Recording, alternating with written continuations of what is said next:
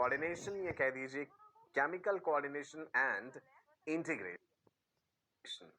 अलग अलग endocrine glands का हमने जिक्र करा। Endocrine glands are the hormone secreting glands. Endocrine glands वो होते हैं जिनके पास डक्ट नहीं होते, यानी डक्ट लेस ग्लैंड्स। हाइपोथैलेमस के बारे में जाना, pituitary gland, thyroid, parathyroid, adrenal, testis, ovaries, pancreas. कुछ ऐसे भी स्ट्रक्चर्स हैं बॉडी में जो एक्सक्लूसिवली एंडोक्राइन नहीं है, जैसे कि हार्ट हो गया। हार्ट का काम है पूरे शरीर को ब्लड पंप करना, इसके अलावा हार्ट एक हार्मोन भी सिक्रीट करता है। जैसे कि किडनीज का काम है ब्लड को प्यूरिफाई करना, यूरिया को ब्लड में से रिमूव करना, लेकिन इसके अलावा किडनीज कुछ हार्मोन्स भी बनाते हैं। ऐसा ही हमारी एलिमेंट्री कैनाल भी है। एलिमेंट्री कैनाल का काम तो है भाई digestion and absorption of food, लेकिन साथ के साथ हार्मोन्स भी हैं। डाइजेस्टिव सिस्टम में आपने पढ़े थे, स्टमक गैस्ट्रिन बनाता है, इंटेस्टाइन में secretin, cholecystokinin, pancreozymin, villikinin, enterocrinin, gastric inhibitory peptide, बहुत सारे हार्मोन्स हैं। आज इनका जिक्र करेंगे हम, ठीक है जी। सो एक पॉजिटिव सोच, एक पॉजिटिव एनर्जी के साथ, एक अच्छी उमंग के साथ आज के इस सेशन का आगाज करते हैं। मैं आपका अपना डॉक्टर सचिन कपूर आपको ढेरों गुड विशेस देता हूं आपके उज्जवल भविष्य के लिए। याद रहे, वर्ल्ड फेमस डॉक्टर बनना है। कागज कलम तैयार रखिएगा भाई, इंपॉर्टेंट चीजें साथ के साथ नोट करते जाइएगा। कागज और कलम आपके उम्र भर के साथी हैं। So let's start.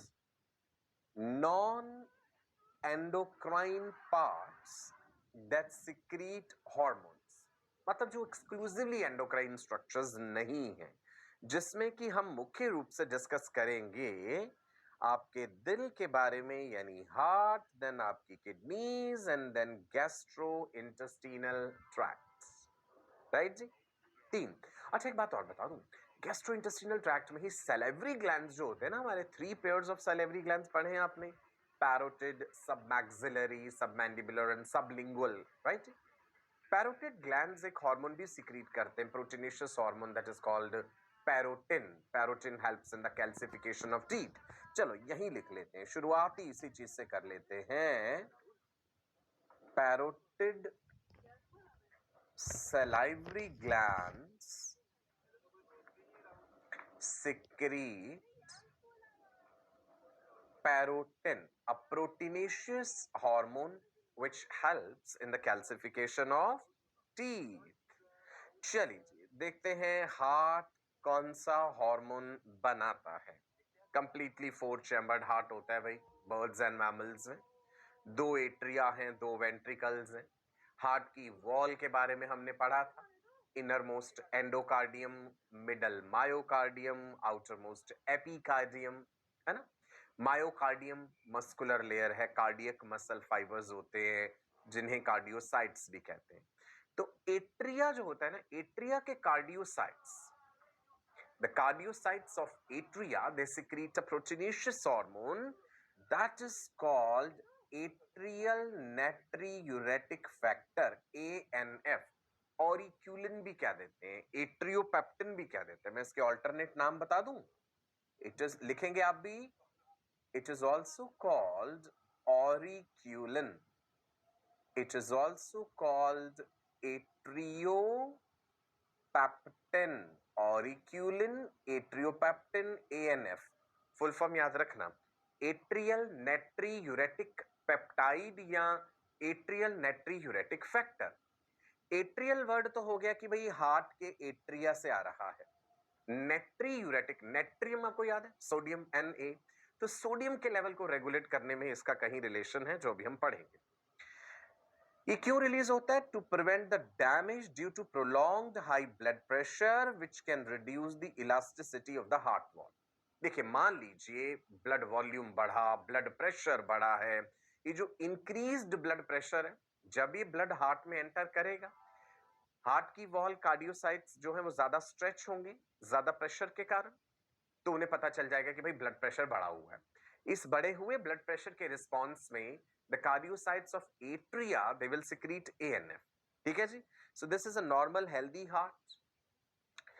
Blood pressure ज्यादा होता है, hypertension. What is hypertension? Increase in BP। अब हार्ट की वॉल डैमेज हो सकती है अगर लगातार ये ब्लड प्रेशर बढ़ा रहा। हाई ब्लड प्रेशर तो नुकसानदायक है ही, लेकिन हार्ट को ये पता है कि कैसे उसे रेगुलेट करना है। ब्लड वेसल का स्ट्रक्चर याद है आपको?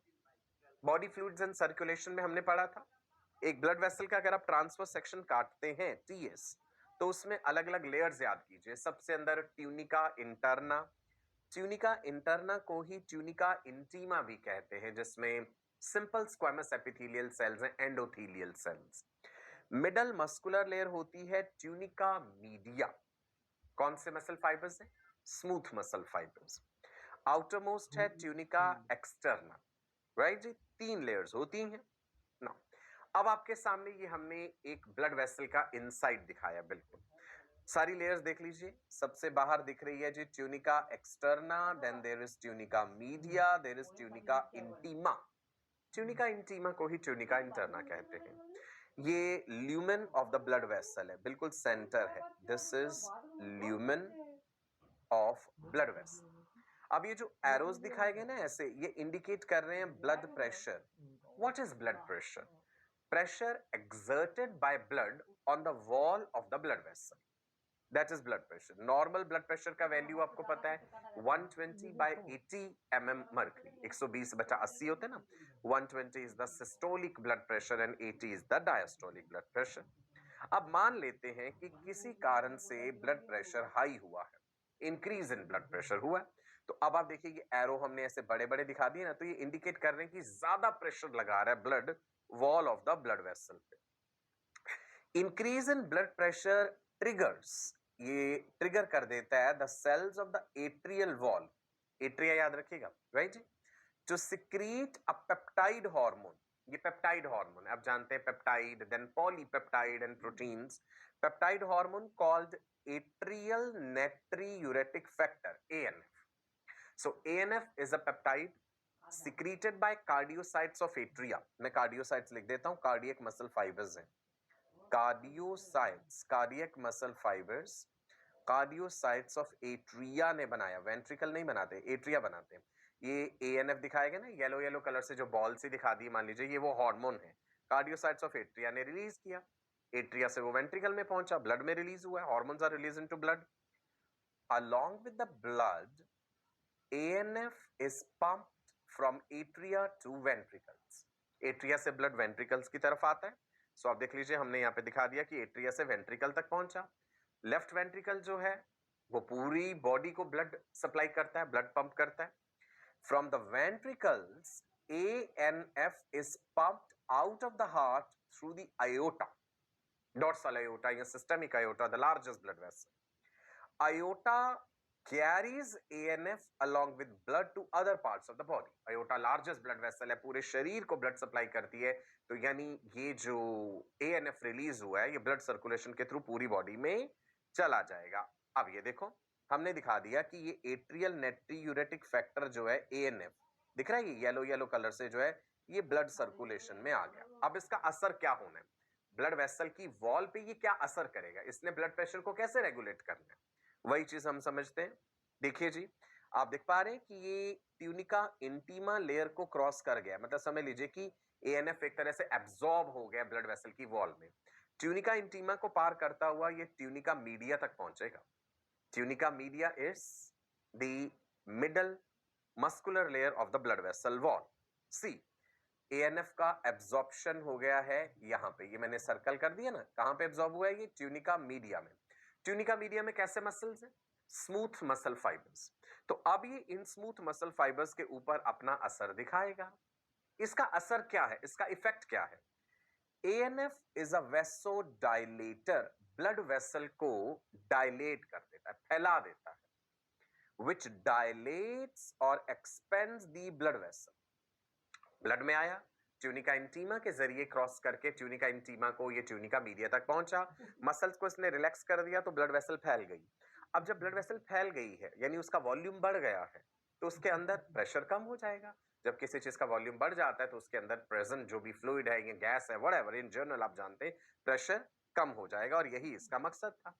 सो देखिए एएनएफ ने क्या किया, smooth muscle relaxation, it causes relaxation of the smooth muscles of wall of the blood vessel, right जी, जिसके कारण से अब ब्लड प्रेशर जो है वो रिड्यूस हो गया। कैसे? क्योंकि वैसोडाइलेशन हुआ है जब स्मूथ मसल रिलैक्स करे। ये डॉटेड लाइन जो है वो इंडिकेट कर रही है कि पहले जितना वॉल्यूम था, राइट जी, उसके बाद ये ऐसे हो गया, एक्सपेंड हो गई, वैसोडाइलेशन हो गया। सो डॉटेड लाइन वो चीज इंडिकेट कर रही है कि ओरिजिनली ब्लड वेसल की वॉल कहां पे थी और अब कहां पे। समझ आ गया? चलो एक चीज यहां पे बताऊंगा आपको मैं, ANF regulates GFR, excretory products and there elimination. पढ़ते समय किडनी वाला चैप्टर जब हमने पढ़ा था, जीएफआर का जिक्र किया था, ग्लोमेरुलर फिल्ट्रेशन रेट। क्या होता है glomerular filtration rate? The amount of nephric filtrates formed by all nephrons of both kidneys in 1 minute। 1 minute में दोनों किडनी के 2 मिलियन नेफ्रॉन टोटल जो है कितना नेफ्रिक फिल्ट्रेट बना देते हैं, वो ग्लोमेरुलर फिल्ट्रेशन रेट है। बहुत सारे फैक्टर्स ग्लोमेरुलर फिल्ट्रेशन रेट को रेगुलेट करते थे। वहां हमने एएनएफ का रोल भी पढ़ा था और वहां पे हमने रेनिन एंजियोटेंसिन एल्डोस्टेरोन सिस्टम भी पढ़ा था, उसका भी जिक्र करेंगे आज। Increase in body fluid, blood pressure increases and GFR increases. मान लीजिए किसी कारण से बॉडी फ्लूइड जो है वो बढ़ गया, बहुत ज्यादा पानी पी लिया किसी ने, तो भी बॉडी फ्लूइड तो बढ़ गया ना, वॉल्यूम बढ़ गया। सो जिसके कारण ब्लड प्रेशर भी चेंज हुआ और ग्लोमेरुलर फिल्ट्रेशन रेट बढ़ गया।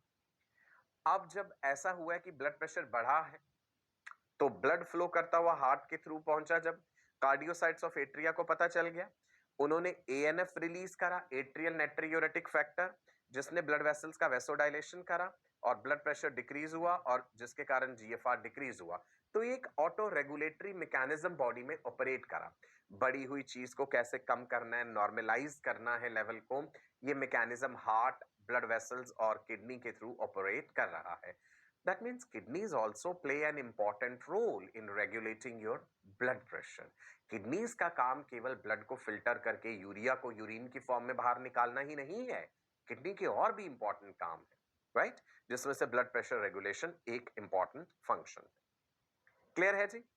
एट्रिया हार्ट का हार्मोन क्लियर है? फिर से बता दूं, human heart 4 chambers, 2 atria 2 ventricles, heart की वॉल की 3 लेयर्स, सबसे अंदर एंडोकार्डियम, मिडल मायोकार्डियम, सबसे बाहर एपिकार्डियम जो कि पेरिकार्डियम की ही एक लेयर होती है। मायोकार्डियम जो कि थिकेस्ट लेयर है हार्ट वॉल की, उसमें कार्डियक मसल फाइबर्स है।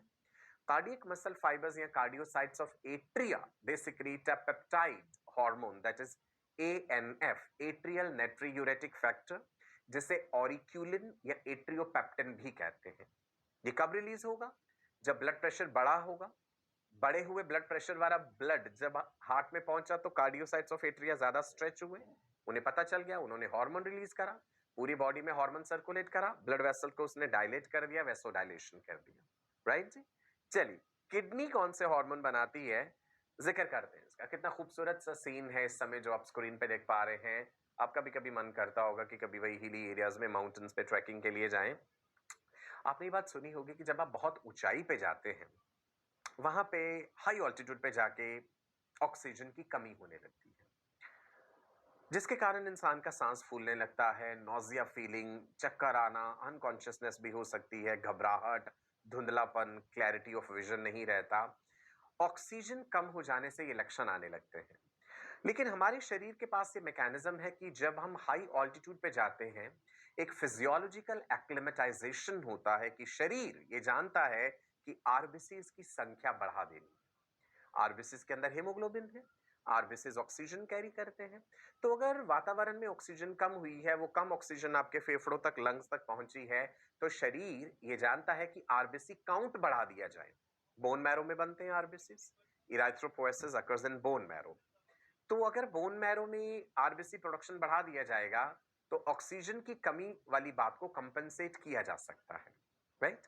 सो this increase in RBC count is polycythemia when you move to a high altitude, right. चलिए देखते हैं ये मैकेनिज्म कैसे ऑपरेट करता है।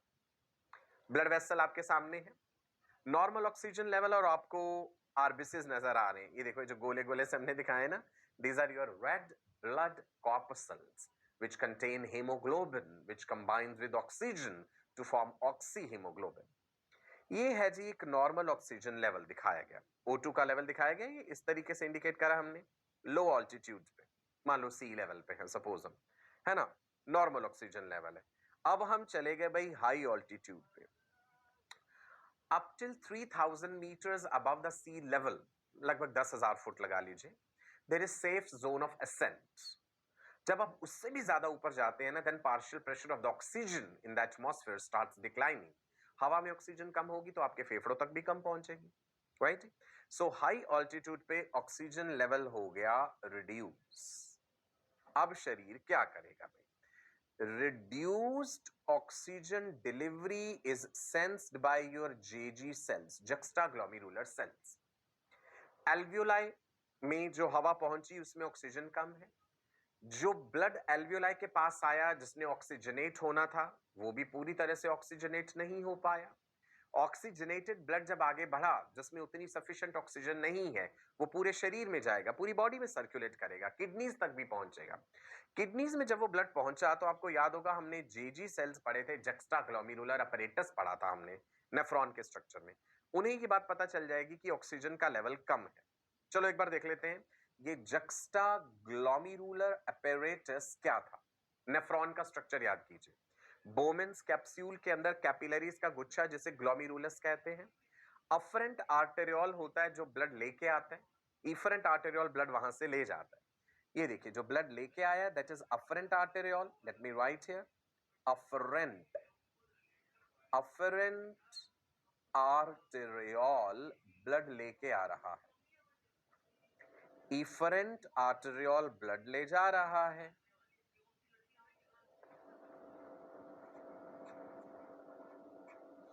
अफरेंट आर्टेरियोल के cells smooth muscle cells modify हो जाते हैं, they form juxtaglomerular cells, JG cells. So what are JG cells? Modified cells of the afferent arteriole.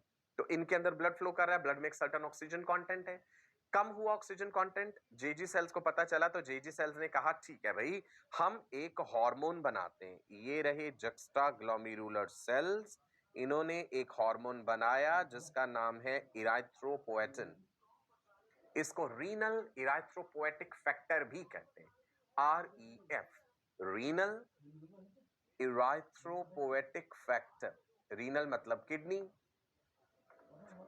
इराइथ्रोपोएटिक मतलब आरबीसी की प्रोडक्शन में ये मदद कर रहा होगा। रीनल इराइथ्रोपोएटिक फैक्टर, रेफ शॉर्ट में REF, या इराइथ्रोपोएटिन, ये रिलीज हो गया। फिर से देखते हैं, लो ऑक्सीजन लेवल जेजी सेल्स को पता चला है, जेजी सेल्स को पता चला तो उन्होंने इराइथ्रोपोएटिन रिलीज करा। नाउ ये इराइथ्रोपोएटिन ब्लड सर्कुलेशन में गया जी, ब्लड सर्कुलेशन में गया, ब्लड इसको कहां तक पहुंचा देगा? ब्लड तो पूरी बॉडी में सर्कुलेट कर रहा है। इराइथ्रोपोएटिन का काम है कि तुम इराइथ्रोपोएसिस करवाओ। Erythropoiesis is process of formation of RBCs.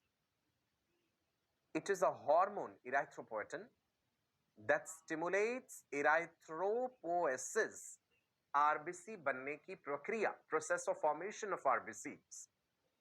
Target organ क्या होगा? कहां पे बन रहे हैं आरबीसीज? बोन मैरो में। नहीं, बच्चे के जन्म से पहले तो हमने पढ़ा था भाई योक सैक में, स्प्लीन में, बोन मैरो में, लिवर में, सब जगह। बच्चे के जन्म के बाद आफ्टर बर्थ आरबीसीज मेजरली जो है बोन मैरो में बनते हैं। बोन मैरो दो तरह का है, red bone marrow, yellow bone marrow. Red bone marrow is the active bone marrow. फिर धीरे धीरे जैसे उम्र बढ़ती है बोन मैरो इनएक्टिव होता जाता है। बोन मैरो में हेमोपोएटिक स्टेम सेल्स होते हैं जहां पे आरबीसीज बन रहे हैं। ब्लड स्टेम सेल्स कहते हैं ना, haemopoietic stem cells. Bone marrow में ही आरबीसी बनने हैं, बोन मैरो में ही डब्ल्यूबीसीज बनने हैं, बोन मैरो के मेगा कैरियोसाइट से ब्लड प्लेटलेट्स भी बनते हैं। So erythropoiesis is the development of the blood stem cells into mature RBCs. Stem cells getting converted into mature RBCs. ठीक है जी, आरबीसी दिख रहा है, डोनट शेप्ड ये जो स्ट्रक्चर है, structure of RBC suitable for its function, ये बात आप जानते हैं। बोन मैरो देख लीजिए कहां पे है, लंबी हड्डियां जो हैं उनके सिरों पे बोन मैरो है। देन इसके अलावा क्रेनियल बोन्स में है, स्टर्नम में है, वर्टिब्रा में बोन मैरो है। जैसे जैसे उम्र बढ़ेगी बोन मैरो इनएक्टिव होता जाता है। तो यहाँ पे दिखाया गया ना, लंबी हड्डी का जो सिरा है, ये एंड रीजन जो है, मेन शाफ्ट जो होती है बोन की, that is what is diaphysis, और जो टर्मिनल एंड्स हैं दे आर कॉल्ड एपिफाइसिस, जहां पे एपिफाइसियल कार्टिलेज भी प्रेजेंट होता है। नाउ इराइथ्रोपोएटिन ने क्या करा, जो ब्लड के स्टेम सेल्स हैं उनको कहा कि भाई तुम आरबीसीज बनाओ। यहाँ पे हमने ब्लू कलर से इराइथ्रोपोएटिन शो करा एक तरह से, देखा आपने, हार्मोन का टारगेट सेल है जहां पे जाके हार्मोन एक्ट करा और मेच्योर आरबीसी में उसे कन्वर्ट करा। Stem cells getting converted into mature RBCs. RBCs बनने की कंप्लीट प्रोसेस जो है उसमें बहुत सारी स्टेजेस हैं। Haemocytoblast, proerythroblast, early normoblast, intermediate normoblast, फिर लेट नॉर्मोब्लास्ट, फिर रेटिक्यूलोसाइट, फिर इरिथ्रोसाइट। रेटिक्यूलोसाइट एक स्टेज है आरबीसी के फॉर्मेशन में। रेटिक्यूलोसाइट से बनता है erythrocyte, that is the mature RBC. ठीक है, ये सारी स्टेजेस आप बेशक मत याद रखिए, रेटिकुलोसाइट याद रख लीजिएगा। सो इराइथ्रोपोएटिन ने ये काम करवाया और आरबीसी का प्रोडक्शन जो है वो बढ़ गया। अब आरबीसी प्रोडक्शन बढ़ने से फायदा क्या हुआ, क्योंकि जो ऑक्सीजन कम पहुंच रही है एल्वेलाई तक, तो आरबीसी का नंबर बढ़ा दो ना, ताकि वो ज्यादा ऑक्सीजन को कैप्चर कर सके, राइट। सो लो जो ऑक्सीजन लेवल है इसके रिस्पॉन्स में शरीर अपना आरबीसी काउंट बढ़ा देता है। इसे हम फिजियोलॉजिकल पॉलीसाइथीमिया भी कहते हैं। Let me write here, what is polycythaemia? Physiological polycythaemia है, that is increase in RBC count. Pathological conditions में भी बढ़ जाता है, कोई इन्फेक्शन हो तब भी आरबीसी काउंट बढ़ता है, दैट इज पैथोलॉजिकल कंडीशन। हम नॉर्मल फिजियोलॉजी की बात कर रहे हैं कि हाई ऑल्टीट्यूड पे जाने पे ऑक्सीजन लेवल कम होता है, जिसके रिस्पॉन्स में शरीर अपना आरबीसी काउंट बढ़ा लेता है ताकि वो ऑक्सीजन लेवल ब्लड का जो है उसे नॉर्मलाइज कर सके। ठीक है जी। सो देखिए पूरा मैकेनिज्म कैसे ऑपरेट हुआ है। डिक्रीज्ड ऑक्सीजन डिलीवरी अगर हुई किडनी की तरफ, जेजी सेल्स यानी जक्स्टा ग्लोमेरुलर सेल्स ट्रिगर हो जाएंगे। इराइथ्रोपोएटिन को वो ब्लड में रिलीज कर देंगे, जिसे रीनल इराइथ्रोपोएटिक फैक्टर भी कहते हैं। वो इराइथ्रोपोएसिस की प्रक्रिया को स्टिमुलेट करेगा, आरबीसी काउंट बढ़ेगा, ऑक्सीजन लेवल नॉर्मलाइज होगा। एटमॉस्फेयर में नहीं बढ़ जाएगा, हमारे ब्लड में तो बढ़ गया ना, हमें तो वहीं पे जरूरत थी, राइट जी। Can you recall another important hormone of the juxtaglomerular apparatus? याद है आपको जेजी apparatus में हमने क्या क्या चीजें पढ़ी थी? Juxtaglomerular cells, macula densa cells and lacis cells, जिनको पॉल्किसन सेल्स भी कहते हैं, राइट जी। रेनिन हमने वहां पे पढ़ा था, RENIN, रेनिन, जिसकी रेफरेंस में हमने ये रेनिन एंजियोटेंसिन मैकेनिज्म पढ़ा था। इसको मैंने रेनिन एंजियोटेंसिन एल्डोस्टेरोन सिस्टम भी कहा था ना, याद कीजिए। लिवर जो है हमारा, liver continuously produces a protein that is angiotensinogen. Liver angiotensinogen को ब्लड में रिलीज कर देता है। रेनिन जो है वो एंजियोटेंसिनोजन को एंजियोटेंसिन 1 में कन्वर्ट करता है, डेकापेप्टाइड। Angiotensin 1 is converted into angiotensin 2 by ACE, ये एंजाइम भी बताया था, एंजियोटेंसिन कन्वर्टिंग एंजाइम, लंग्स में रिलीज होता है ये। तो जब ब्लड फ्लो करता हुआ लंग्स की तरफ जाता है, वहां पे एंजियोटेंसिन 1 जो है that is converted into angiotensin 2। Angiotensin 2 is a powerful वेसो constrictor. लिख लेते हैं, एंजियोटेंसिन 2 ब्लड वेसल्स को कॉन्स्ट्रिक्ट करता है।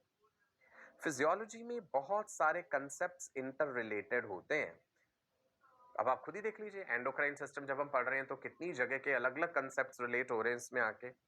इट्स अ वेसो कंस्ट्रिक्टर जो ब्लड वेसल्स को कॉन्स्ट्रिक्ट करता है, ये लिखा है ना, angiotensin 2 it is causing constriction of the arteriole. जब आर्टेरियोल कॉन्स्ट्रिक्ट हो गए तो उनके कॉन्स्ट्रिक्ट हो जाने से ब्लड प्रेशर बढ़ जाएगा, increases blood pressure at glomerulus, जिसके कारण ग्लोमेरुलर फिल्ट्रेशन रेट इंक्रीज होगा।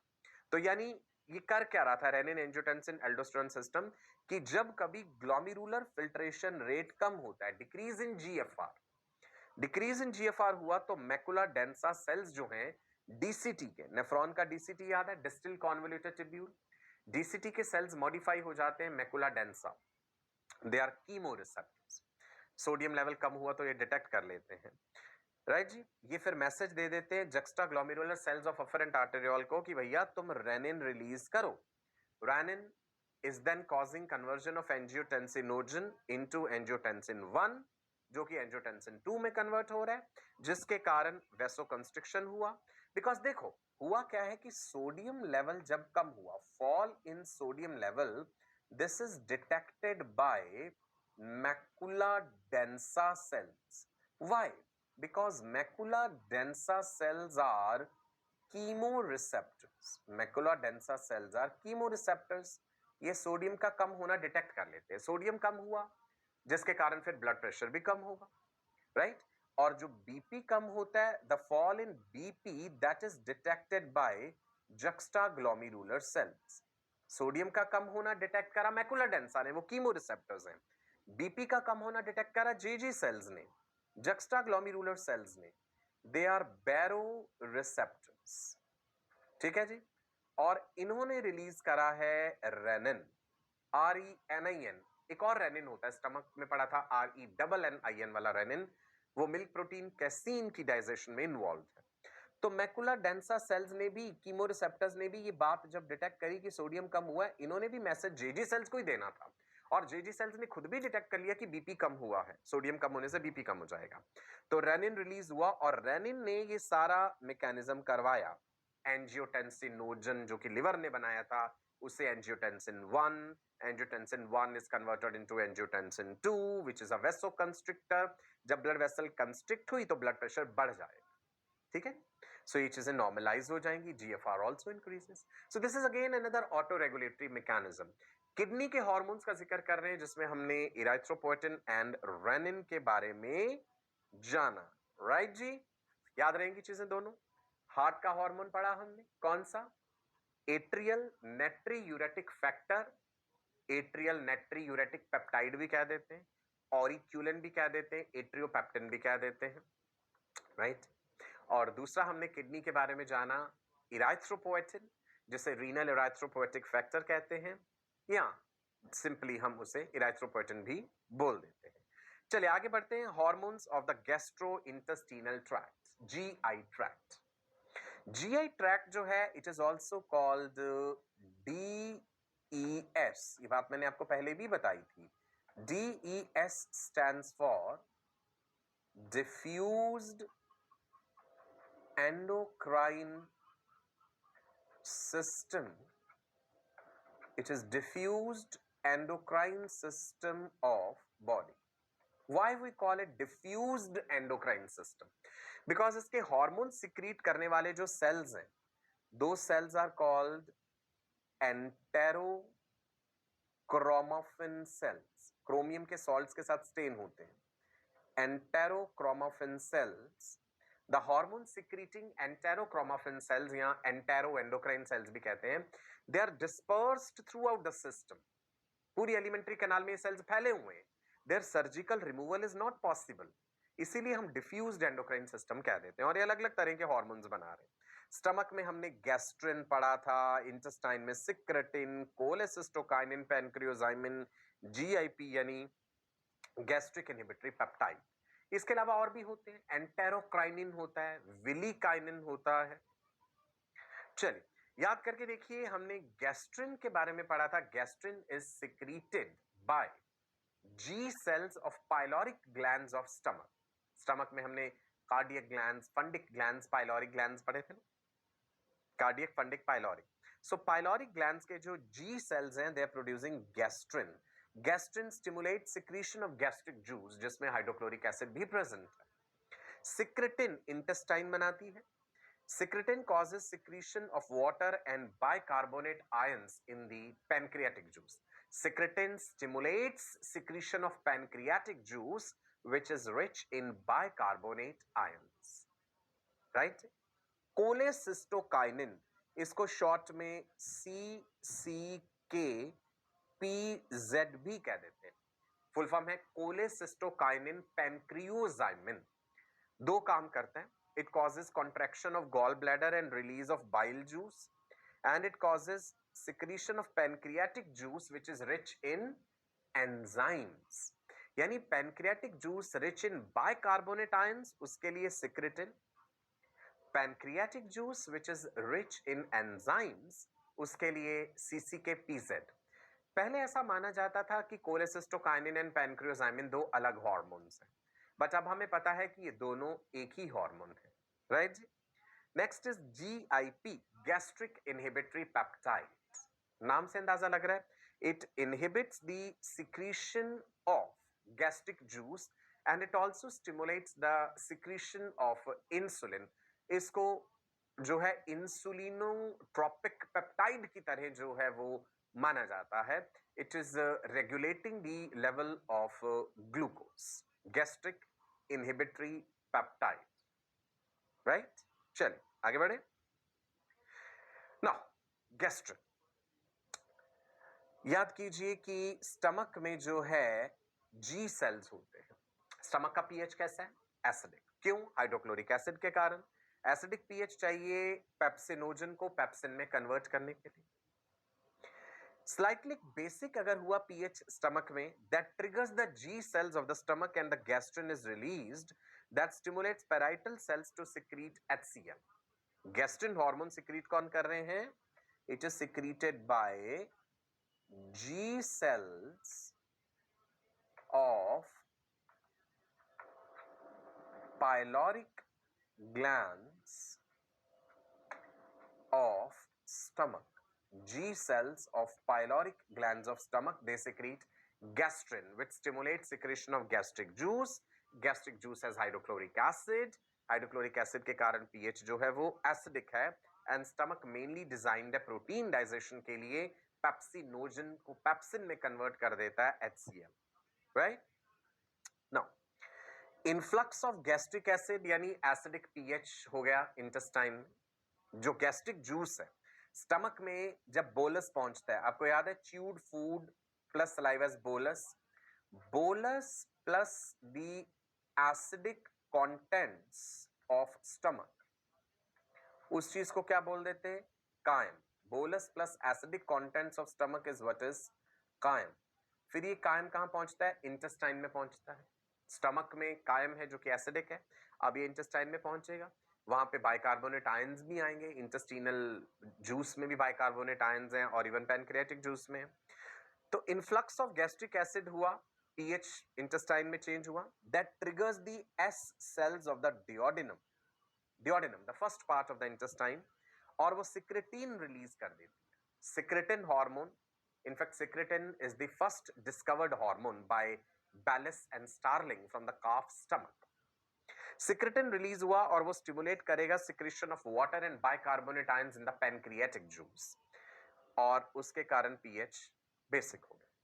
समझ आई आपको बात? स्टमक के एसिडिक कंटेंट्स इंटेस्टाइन में पहुंचने पे ये मैकेनिज्म ऑपरेट हुआ कि इंटेस्टाइन ने कायम के रिस्पॉन्स में कहा मैं सिक्रेटिन बनाऊंगी। सिक्रेटिन ब्लड सर्कुलेशन के थ्रू पैनक्रियास तक गया और पैनक्रियास से बाइकार्बोनेट आयंस रिलीज कराए, वो इंटेस्टिनल जूस के साथ मिक्स होकर के पहुंच गए डियोडिनम में, ठीक है जी, एंड पीएच बेसिक हो गया। नेक्स्ट देखते हैं कोलेसिस्टोकाइनिन, CCK, जिसको हम CCK PZ भी कहते हैं।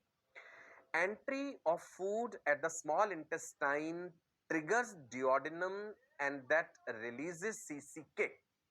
So food का कायम का इंटेस्टाइन में एंटर होना ही एक स्टिमुलस है इन हार्मोन्स के रिलीज के लिए।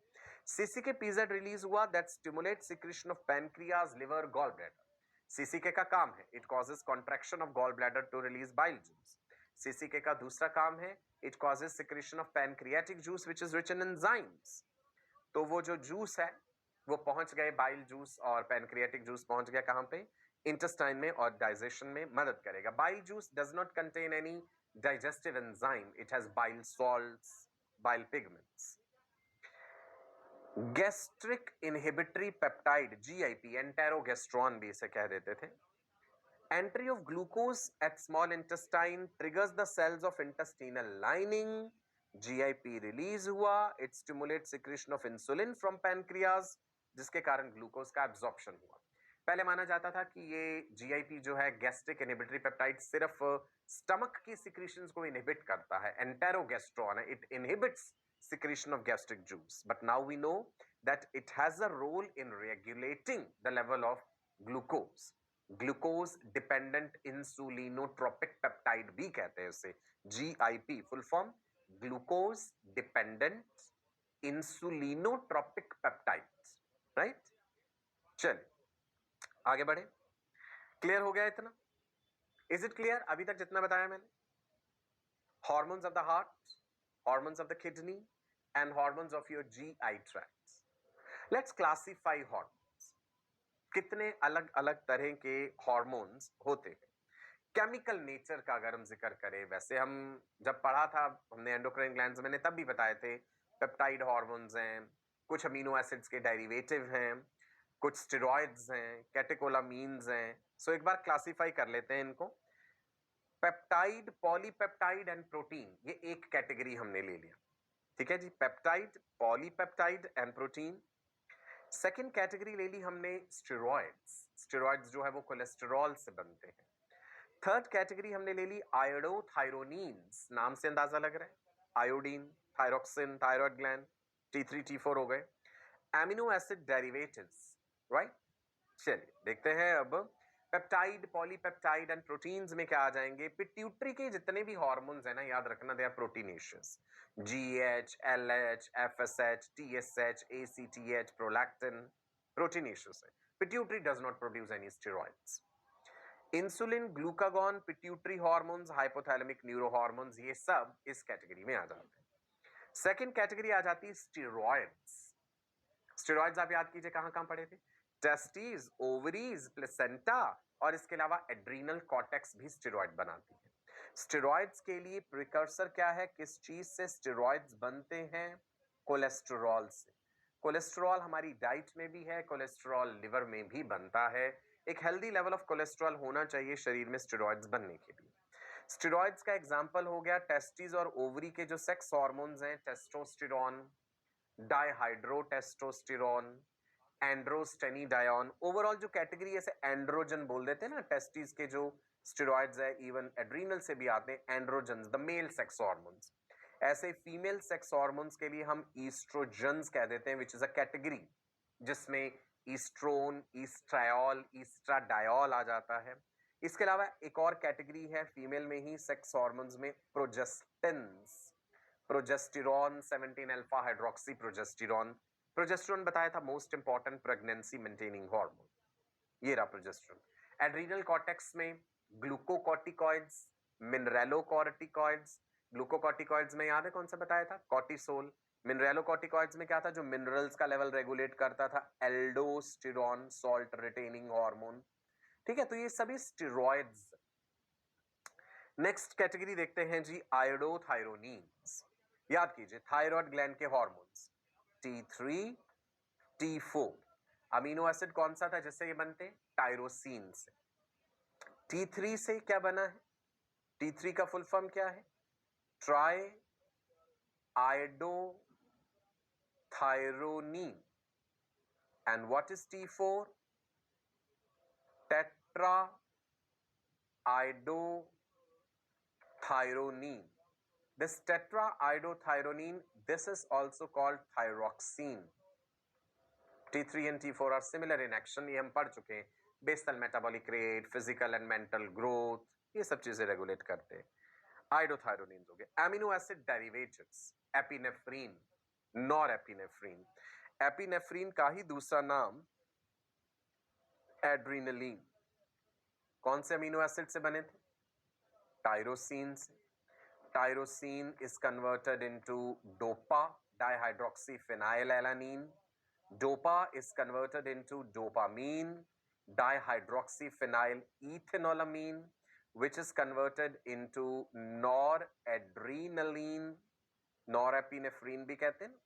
Noradrenaline is converted into adrenaline, which is also called epinephrine. तो ये पूरा पाथवे है इसके बनने का। पाथवे रटने की जरूरत नहीं है आपको, बस याद रख लेना कि टायरोसिन से ये बन रहे हैं।